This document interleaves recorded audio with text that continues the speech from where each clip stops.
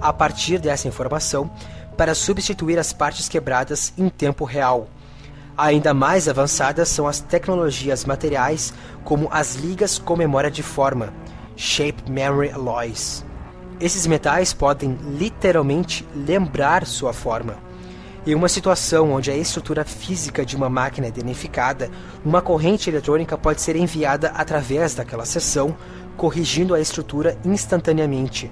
O principal objetivo disto tudo é deixar claro que as máquinas e estruturas autorreparáveis são uma realidade crescente hoje em dia. O problema em questão é que a produção de tal eficiência não é recompensada no sistema monetário. Então a maioria das pessoas na sociedade não possui a menor ideia sobre o que realmente é possível. Nas palavras de Thorstein Veblen, se a indústria responsável pela produção de um país fosse organizada como um todo sistemático e fosse então gerenciada por técnicos competentes para maximizar a produção de bens e serviços, ao invés de, como atualmente, ser gerenciada por homens de negócios ignorantes para maximizar os lucros, os resultados da produção de bens e serviços excederia, sem a menor dúvida, a atual produção industrial por vários pontos percentuais. Sendo assim, os humanos que no futuro manusariam a planta industrial de produção de alta tecnologia, automatizada e cibernética, só teriam um papel de supervisores e nada mais. Assim que a indústria cibernética for instalada, só restará a simples tarefa de atualizar o sistema e manter a certeza de que este estará funcionando corretamente. Conforme o tempo for passando, nós só poderíamos esperar que a nossa taxa de capacidade tecnológica continue a aumentar. Mas o que será de trabalhos mais complexos, como de médicos, arquitetos e tudo mais? Devemos nos perguntar, qual a verdadeira natureza dos nossos cargos ocupacionais? O que exatamente um médico, um carpinteiro, um bombeiro, um arquiteto ou outros estão fazendo realmente em seu trabalho? Eles estão reconhecendo e reagindo a padrões observados. Quando o médico examina você, tudo o que ele está fazendo é uma referência de aquilo que ele aprendeu. Se você vai a um dermatologista porque você acha que pode estar com câncer no braço, ele examina sua pele e mentalmente faz referência aos padrões a que lhe foi ensinado. Então ele, talvez, pegue uma amostra de sua pele para submeter a análises por máquinas. Esse é um processo técnico. Não há razão para que não seja inventado um scanner que possa analisar o seu braço e imediatamente entender qual deve ser a sua condição. Um computador moderno, programado com tecnologia óptica, não é limitado pelo espectro de visão do olho humano. Possui uma capacidade de memória e processamento que muito excede a capacidade humana. Até cirurgias, por mais sensíveis que possam parecer para nós hoje, não são nada mais do que processos técnicos. É simplesmente uma questão de tempo até que máquinas extremamente avançadas passem a substituir os cirurgiões. Isto já está começando a ocorrer em certas áreas. O mesmo vale para qualquer outra ocupação utilitária existente. Um carpinteiro é uma pessoa que é contratada para consertar ou criar certos tipos de estruturas. Embora ainda devam existir elementos chamados de criativos usados pelo carpinteiro, ele continua baseando suas decisões em física, geometria e materiais modernos. Se você quer construir uma carteira escolar, a primeira coisa que você precisa saber é sobre os melhores materiais disponíveis para o uso e, então, aplicar a metodologia de integração mais eficiente nesses materiais. Esse conhecimento é puramente técnico e não precisa de opinião humana. E isso nos leva a uma realização muito crítica que terá um efeito profundo no progresso desse planeta. O próximo passo é a delegação do poder de decisão para os computadores. As funções utilitárias que os humanos assumem na sociedade de hoje são fundamentalmente técnicas por natureza. Isso é óbvio no caso de trabalho físico, pois já vimos máquinas substituírem o papel dos humanos em áreas como fábricas e construção.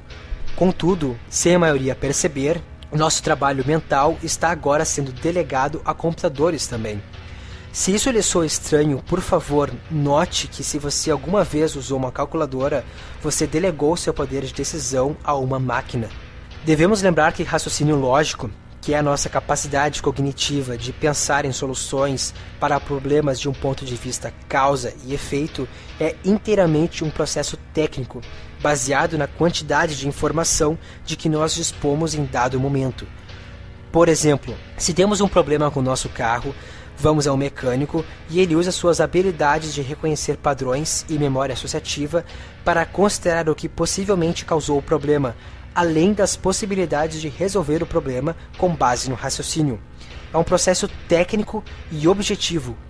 No entanto, o cérebro humano de um mecânico é apenas capaz de uma certa quantidade de memória e poder de processamento intelectual. Uma máquina moderna e programada, por outro lado, pode processar informação consistente e rapidamente sem ficar cansada ou lenta.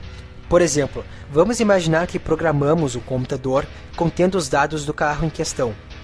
O computador foi programado para conhecer cada componente, cada parafuso, cada circuito eletrônico, entre todos os outros componentes desse veículo. Ele foi também programado com as leis da física, de modo que ele possa relacionar a real funcionalidade, causa e efeito, e a operação da máquina, não só suas peças. Quando o carro é levado ao reparo, o mecânico reconhece as propriedades físicas o melhor que ele pode. Depois ele verifica nesse computador, seleciona o modelo do carro e entra com uma descrição do problema. Pode ser: farol dianteiro esquerdo não funciona. O computador, então, apresentaria imediatamente uma lista de tudo que está relacionado ao farol dianteiro, e depois apresenta uma série de questões prontas que tentam localizar a causa o mais logicamente possível. O computador pode dizer: checa a conexão do cabo 15B, e então mostrar um diagrama de onde está localizado o componente no carro. Se o mecânico nota que esse não era o problema, ele entra com essa nova informação no computador e este último passa para a próxima possibilidade lógica. É o computador quem está tomando as decisões, o mecânico apenas orienta o foco. A conclusão aqui é que definitivamente não há área de operação humana que não possa ser altamente aperfeiçoada ao se delegar processos de tomada de decisão à inteligência computacional.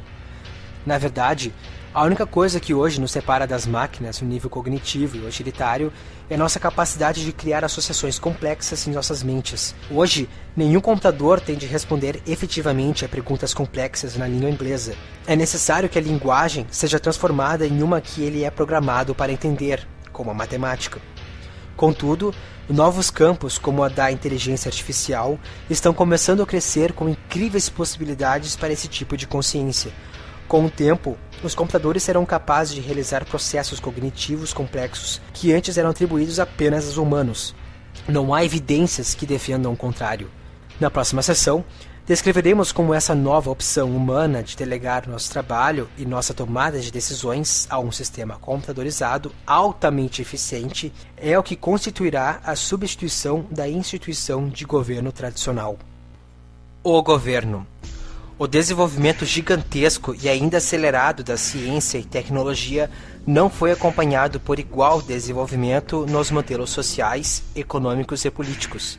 Só agora estamos começando a explorar as possibilidades que ele oferece para o desenvolvimento em nossa cultura fora da tecnologia, especialmente nos setores sociais, políticos e econômicos.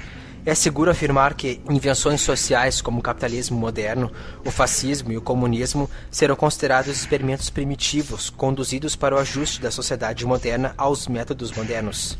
Dr. Ralph Linton. Em primeiro lugar, governo, tal como conhecemos, é um subproduto da escassez ambiental.